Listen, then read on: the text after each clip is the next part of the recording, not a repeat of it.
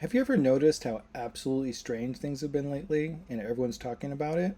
Well, you've come to the right place. We're going to read our weekly episode of the Aten newsletter. This is episode 58 called What the Hell is Going On? Why things feel so strange and what to do about it. I may have bitten off more than I can chew with this week's newsletter, but I think I can manage it by staying somewhat macro with it. The question is this: what the hell is going on? I'm not talking economics or global politics or even rampant isolation. I'm talking, what the hell is this very strange feeling we all seem to have, yet no one can quite put into words? I see it everywhere. Videos on everyone losing interest in everything. People just not wanting to work. People not wanting to be in relationships. People just quitting everything, quitting life. And how could anyone be told they're wrong? Things are too expensive. People are transactional. And entertainment and things that used to feel fun feel more like a trick to get money while you have a soulless, shitty experience. Eating out sucks. Campgrounds are overpriced.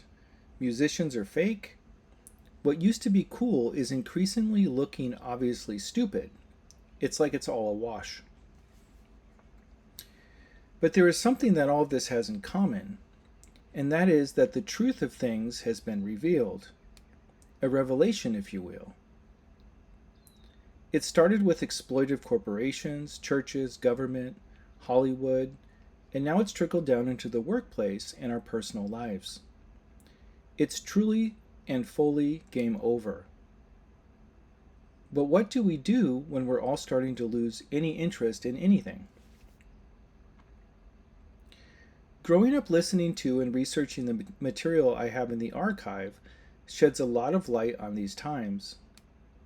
Both the sleeping prophet Edgar Cayce and the trance channel Kevin Ryerson spoke in great detail about these times. They both explained it as a time of great revealing. Some say that we're in the apocalypse, and they would be correct, but not in the way that it may sound. Because of poor interpretations of books like the Book of Revelation and prophets like Nostradamus by Hollywood hype and doom and gloomers, there is a prevalent view that the apocalypse is the end of the world. And it is, but not so much a physical death of the world, but a dramatic shift in consciousness. Both the word apocalypse and revelation mean to reveal, not we're all going to die. And it's very important to have an appropriate perspective in this regard because it frames the experience in a proper way, removing hopelessness and replacing it with understanding and constructive action. I could beat around the bush, but I'll spare both of us. We've been selfish. We've been very selfish, and that's okay.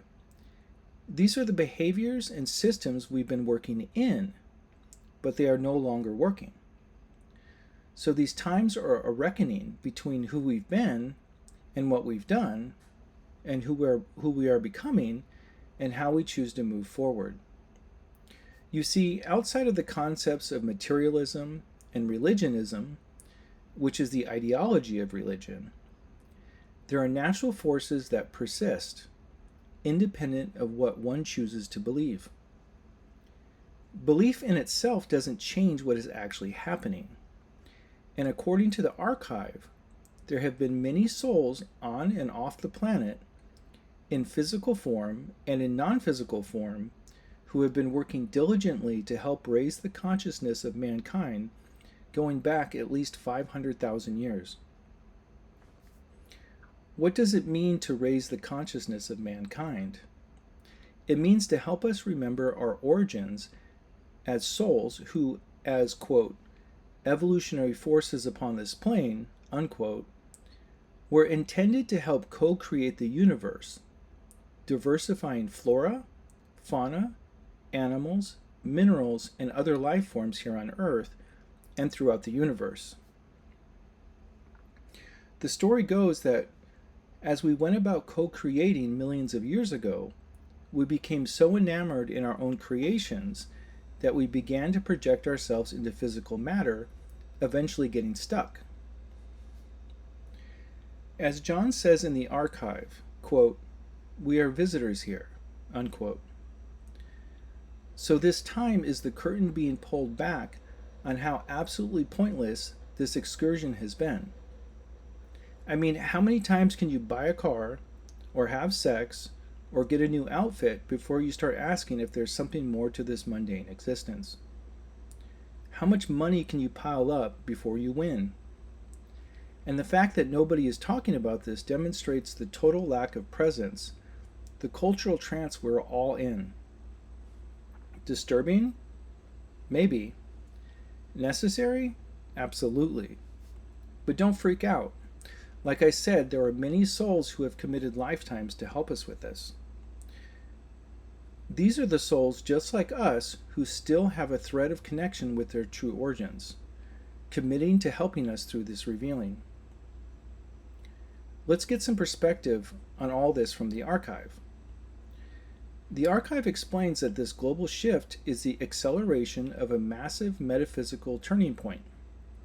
It describes this era as the beginning of the end times, which simply indicates a systematic, collective cleansing of human consciousness. The records clarify that the world which passes away is really an outdated state of mind. The underlying energy is stepping up to forcefully clear out old, rigid patterns, forcing our daily personalities to merge with our spirit for higher illumination, higher awareness of what we are actually doing here.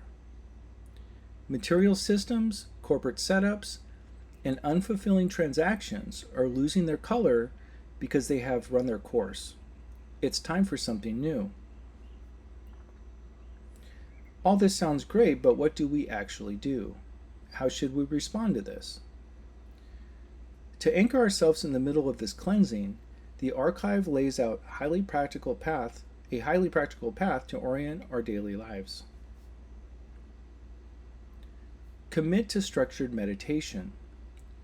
Meditation is celebrated as the absolute cornerstone of all spiritual growth and physical healing. It calms emotional static and allows the perfect pattern of the soul to stream clearly into your conscious mind. The idea is to have a clear enough mind that we can hear the inspiration coming from deep within our souls. Practice deliberate patience. Patience is a vital tool for mastering your internal energies.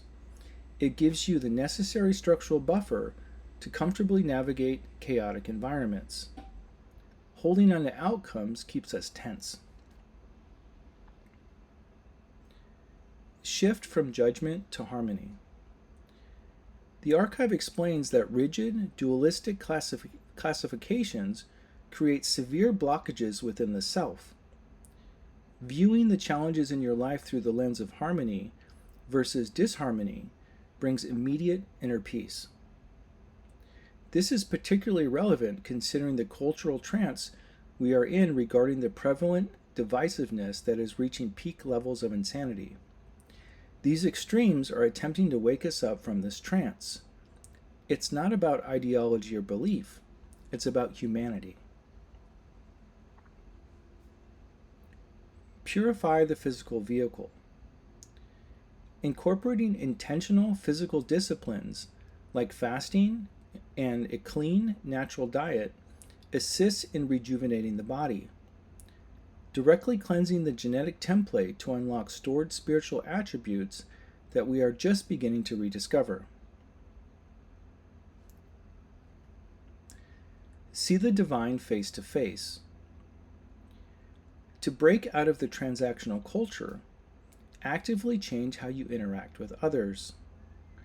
The teachings instruct seekers to look directly upon the face of the person standing right next to them, using the eyes as a mirror to discover firsthand the true presence of divine love. So those are the basics, and they all start with personal responsibility. Once we get those basics down, we have a whole society to transform through direct conscious action regarding how resources are distributed, how communities can be reinvigorated, and making a revolutionary shift in consciousness in learning how to give and not hoard our personal talents and resources for the benefit of our communities and all of mankind. So there's no need to freak out. It's a time of great change, but it's kind of cool and exciting that the power is in our hands. We get to envision and create this new reality together. It's just the beginning, so don't sit around staring into the void too long. Get up and start your meditation practice. Reconnect to your inner voice. Clear your mind. Do small things to purify the body. You could lessen your caffeine intake because it disconnects us from our emotions. You can practice small gestures of goodwill and giving. Donate time to a cause. Or simply be someone who treats another person as a human and not a myriad of labels. We are the forerunners of this new future, and we got this. So anyway, thanks for joining me. Again, you can read the newsletter at Beehive. It's atenray.beehive.com. I'll put a link below. If I forget, you can go to the website, atenray.com. And again, I'm always also available as a consultant for anything sovereign related. So identity, transforming business. I have a background of 30 years in brand development and business development. So if you're intrigued and you want to do something dramatic with your business or who you are or your brand, I do all of it. Visuals, I do solar, you name it. Anything to do with sovereign living. So and transforming society. So if you want a consultant for something like that, you can reach me at the number 1 at atenray.com. And anyway, sign up for the newsletter, and I'll see you for next week's reading next week. All right. Thanks for joining me. Have a good day.